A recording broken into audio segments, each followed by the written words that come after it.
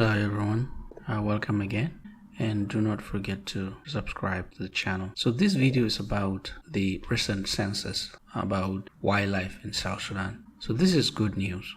South Sudan may have the largest animal migration in the world, even bigger than what we have in Serengeti in Tanzania. So this is something to celebrate, and I agree with the president that it is time to encourage tourism in South Sudan. What bothers me, or what the president plans to do to encourage tourism. We know peace is not complete in South Sudan.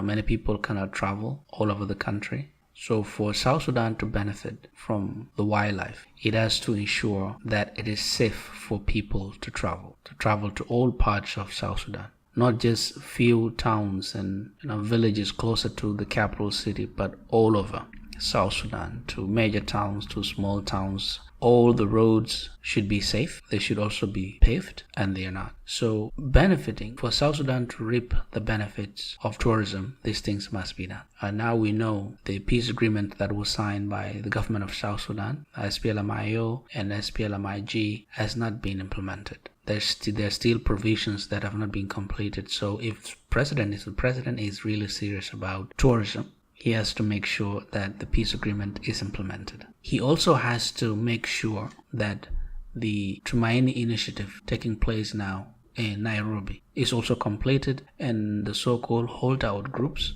come back to South Sudan, so that everyone embarks on the national development.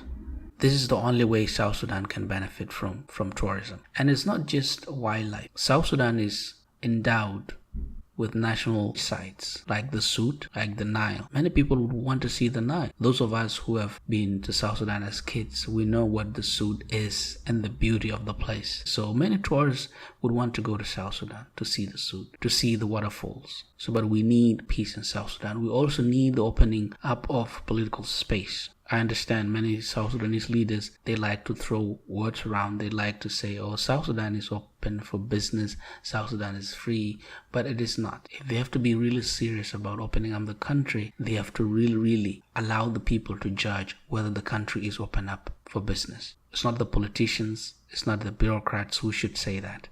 The people themselves will say that. The investors themselves will say that if they travel all over the country, but they cannot travel. Recently, one of the officials of the national security, the infamous national security, David John Kumori, he's the director of public relations with the national security. And he admits that the national security removes articles from newspapers. This is a censorship we used to see with the Khartoum elites.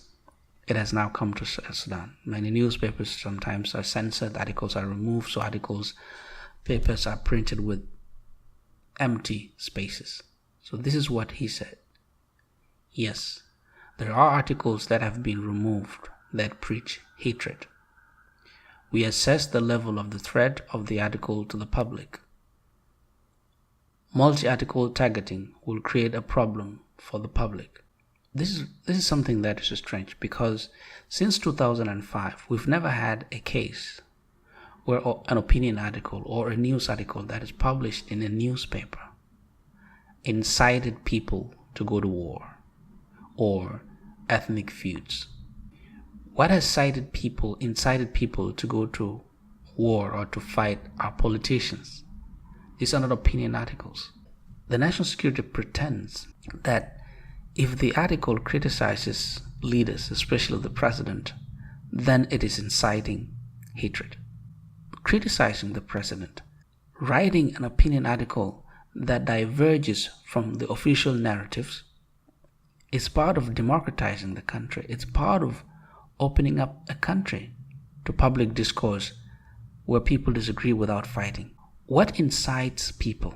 It is not writing diverge opinions. What incites people is when they are not allowed to express their opinions. So when people are stifled, what they do is they resort to violence. But if they are allowed to express their discontents publicly, and they discourse with one another publicly on radio, on television, in newspapers, then they see no reason to fight. They see no reason to actually hate the government. They see no reason to pick up arms. But arms are resorted to because people are not allowed to express themselves. If people feel oppressed by the army, by the police, by politicians, by major ethnic groups, and they are allowed to go on TV and discourse on these issues, then there's a potential for people to find solutions. So we cannot benefit from wildlife if we do not fix the political space in South Sudan, roads, make sure that people are able to travel without being stopped, without being robbed, without being killed. And also the roads are impassable. They need to be fixed, not just between Juba and Nimele, Juba and Ye, all major towns. So what the president needs to do is to embark on serious national development, not just speaking things for the sake of speaking.